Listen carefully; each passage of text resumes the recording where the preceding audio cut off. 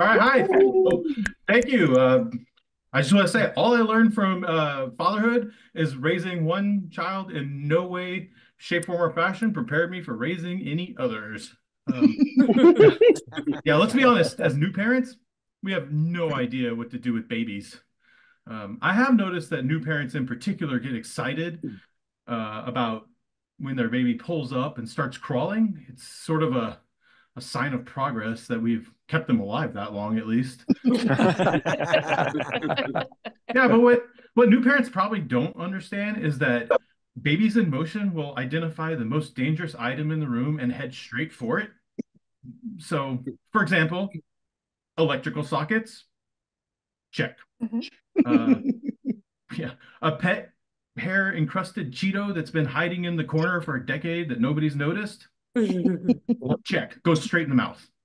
Yeah, an abandoned shot glass that has whiskey in the bottom still, yes, check. That was a sobering moment for me, anyway. Okay, despite all that, I do have advice for new parents. If the mother says that she's in labor, go to the hospital. That is a very slippery slope that can get out of hand very quickly, and she probably knows. The hospital asks if they can keep your baby the first night in the nursery. Do that. That is the last night of sleep you will get for months.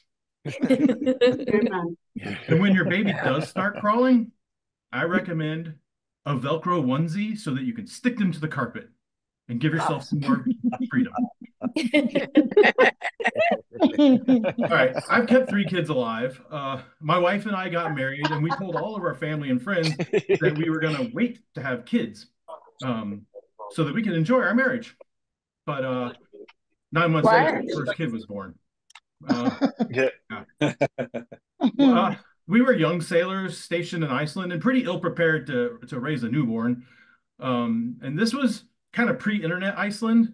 So if the weather outside was bad, which was always, we were pretty much stuck in the barracks. And that explains how my first kid came along so unexpectedly. Yeah, we hung out with friends, probably drank more than we should have. At least I did. And we acted like the type of people that you do not want raising a newborn. However, after a year, we decided we'd done so well with that first one that we'd try again. And whatever I thought I learned the first time around was completely useless the second time around. I mean, the only thing those two kids had in common is they were both born in Iceland.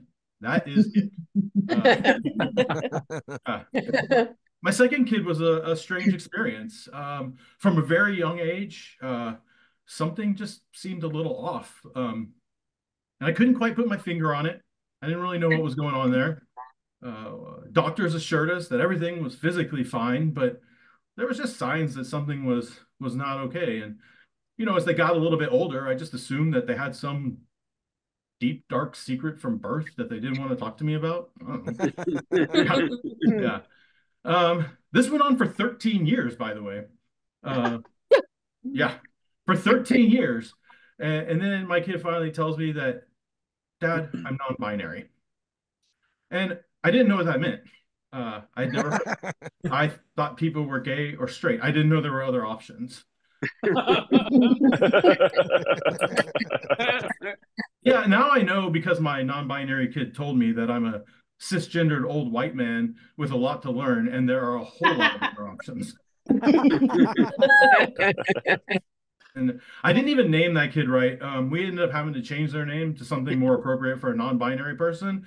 So we went through the legal process, and it was a long process. But fortunately, in the end, we got it straightened out. The name, not the kid.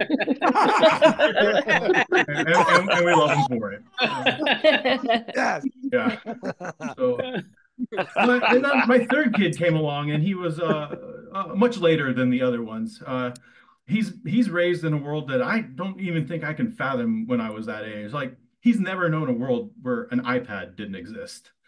And sometimes I have trouble maybe relating to him when he asks me questions. Like, for example, he'll say, Dad, what was your favorite video game when you were my age? And I don't know how to answer that question. I kind of want to be like, I'd rather tell him I grew up in the dark ages trying to avoid dead bodies. He'd be far less horrified than if I told him we didn't have video games.